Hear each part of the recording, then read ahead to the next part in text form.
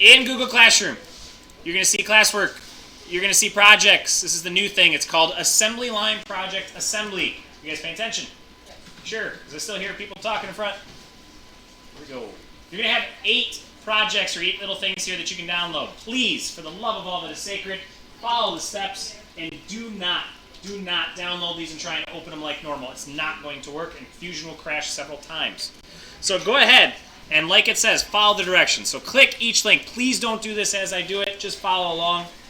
Click each link below. A new window will pop up. I'm going to click one. This pops up. Don't touch anything in here. If you do, it messes and corrupts the file. Please don't do that. Leave this alone. Go over and press this down arrow here, and it'll automatically download it here to downloads. Go back and do that to each one of them. I'm just going to do a couple. Don't touch this. Press the down arrow. It downloads. Go to another one. Don't touch this. Go over here. Press the download. Okay? And then I'll do like the something cool, like the windshield. Drop down, and I got 4 objects now. Now if I go back to Google Classroom, you're going to say, click the down arrow, open Fusion, do not click the download in the browser.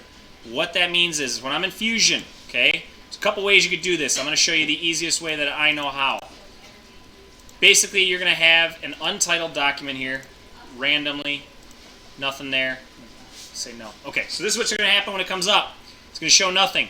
I recommend, very first step is to go to File, Save, and save this as the assembly, just random assembly. And then you're going to drop this down. And this arrow allows you to create new projects and new folders here. You're going to hit New Project. It's going to pop up here, and then I'll set New Project. I will do it. It's going to take a second. And I'm going to call this the assembly line. 2. In my case, 2, because I already got one. I press New Project. Okay, it's already there. I press Save. And you see the little loading screen right here, the little loading bar. It's going to take a minute because it's loading a whole other project and it's allowing you to access those things inside of that project. So if I look back, just for the sake of time here, go back to here. Google Classroom then says in Fusion 360, click the open from my computer. This is the other way you could do this. Okay, you could then go into Fusion a little differently. It's not going to let me do it because it's still loading this. But you'd come over here, press New Project, create the new project there, and that's another way to do it. But I like doing it all. It's done. I press Save. And now it says Assembly up here, version 0. Okay? I go to the Rubik's Cube over here, and then I'm going to go over and look for that new thing that I just made. It's called Assembly Line 2. Double click it, there's nothing in there. Okay? I'm going to go to Upload. I'm going to go to Select Files. And then I'm going to find those files that I all downloaded. Let's just randomly select all these, because those are the 4 that I downloaded. I press Open, hold Shift to select multiple files. Press Upload. It'll show that when they are complete, and it'll show them in your newly project folder. After those are complete, and after the little circle of doom here is done, press Close. And then you got to do is just, now that you've created that file, drag and drop it into that piece. Might not work right away, because it's still loading. Mine was still loading, sorry. Bring it in, and then you can move it around, you can twist it, you can do whatever you need to. The first part's kind of pointless. Press OK, and you're going to drag and drop each part in. Now, it doesn't matter when you're bringing the parts in where they go, or, well, like kind of just orientation, kind of where you want them in general. And then when I bring in all these pieces, the whole goal is, and I can't stress this enough, you got to make sure you put this together like your final design says it's supposed to. So right now you guys have done the decision matrix.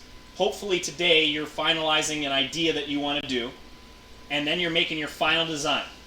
Every and each person is making their final design. They're showing off exactly what each person is doing, when they're doing it, what they're taking apart and putting back together, right? After they do that, and they draw that, and each one of you guys draw that, you're going to go into here and build it as if you agreed and what you agreed upon. So I press OK. You're literally going to join each one at capture position. I would ground the center piece or the middle body part when I put it in there eventually, and I would move these pieces where they need to go. Okay? Now, a little FYI. I only gave you one of these pegs, and I only gave you one of the adapters in the middle. And the adapters in the middle are just those green things that go in here so that this peg can sit and slide and lock into there. Okay? So this piece, obviously I only gave you one. You're going to need more than that.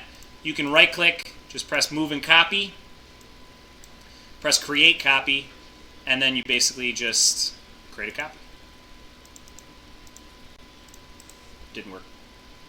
I think it's because I'm in a, yeah, I was in a command, sorry. Right click, move copy, create copy, move it where it needs to go, press OK. Okay? And you can do that multiple times, and then you can move that one wherever you need it to be, and so forth with the wheels and the tires and all that stuff. Now, here's the new part. After you've done all that, you've assembled the whole thing's together. You don't have to disassemble it, okay? Just leave it together. You put it together the way it's supposed to, and you're good. Your final assembly should look something like